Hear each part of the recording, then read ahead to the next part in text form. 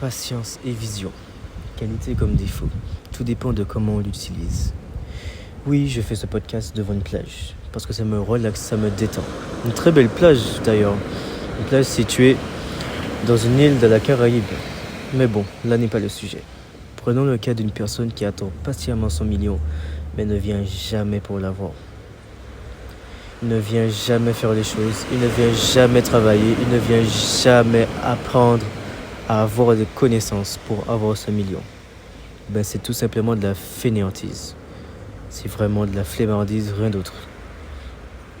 Donc ici, ce n'est pas de la patience, il n'attend pas, il ne fout juste rien en fait.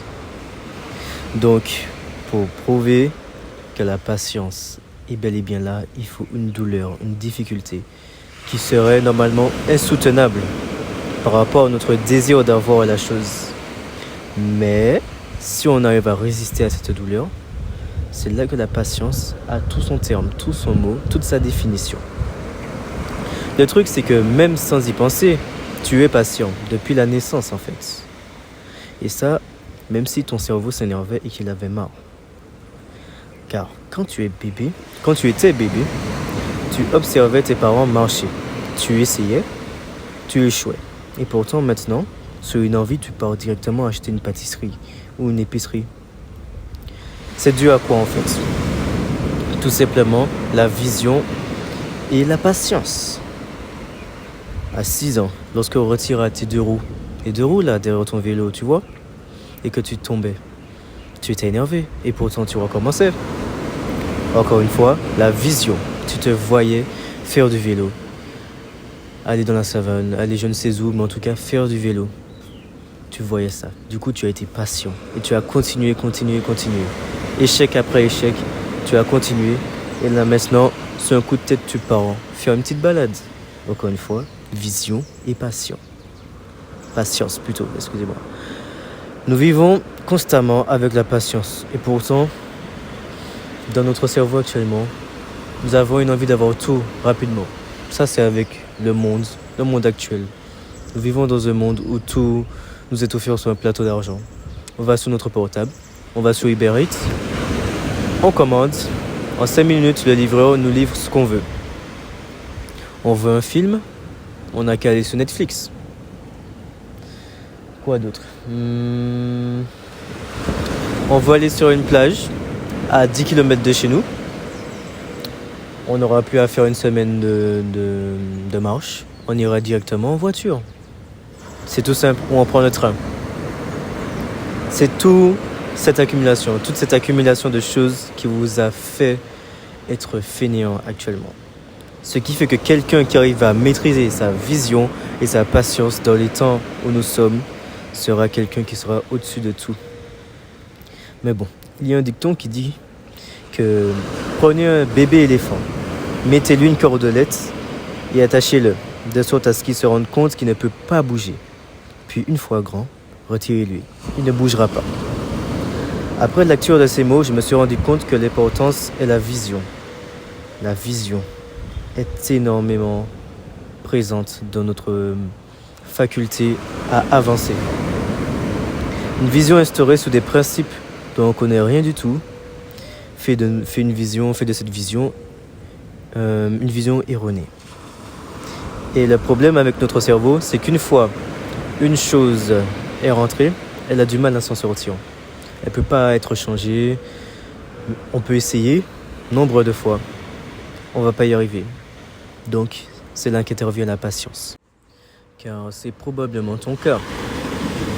Toi qui as voulu commencer, que ce soit le MLM, l'e-commerce, le freelancing, les investissements ou le trading. Il y a eu toutes ces promesses de gagner de l'argent vite, en 3 mois, en 2 mois, en même une semaine en fait. Mais il faut savoir que tout ça, c'est fait exprès pour t'attirer dans leur piège. Et ensuite, quand toi tu vois tout ce rouge, tu es anxieux face à cet argent perdu. Cette promesse d'être riche rapidement commence à te paraître absurde.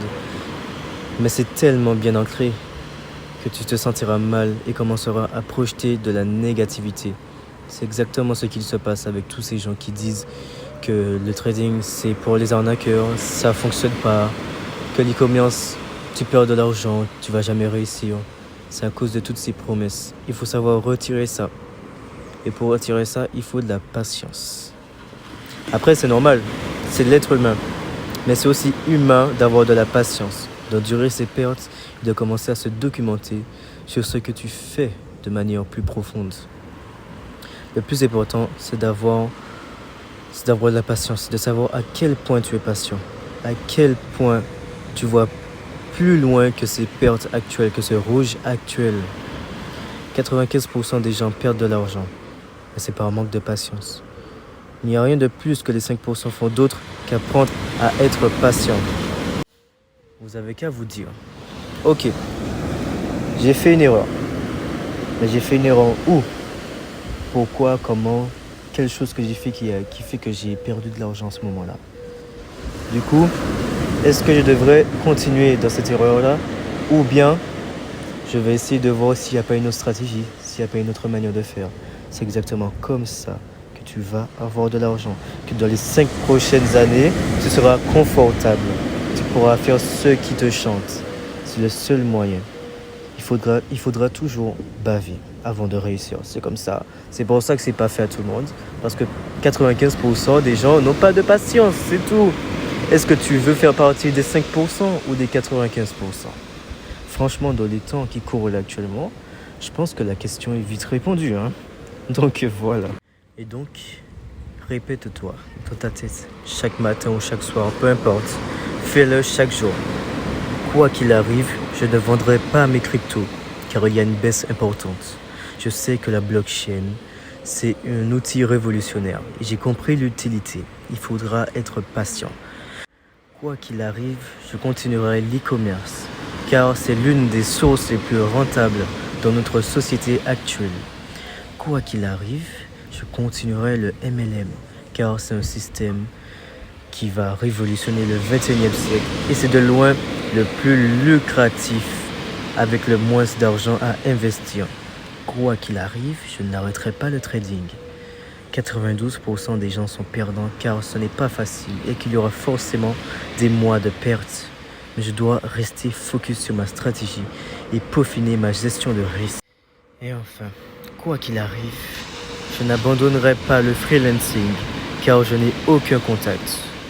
On a tous commencé à un point où on n'avait personne, pour en arriver à closer des contrats de plus de 3 000 euros. C'était tout pour ce podcast. Allez, tchuss!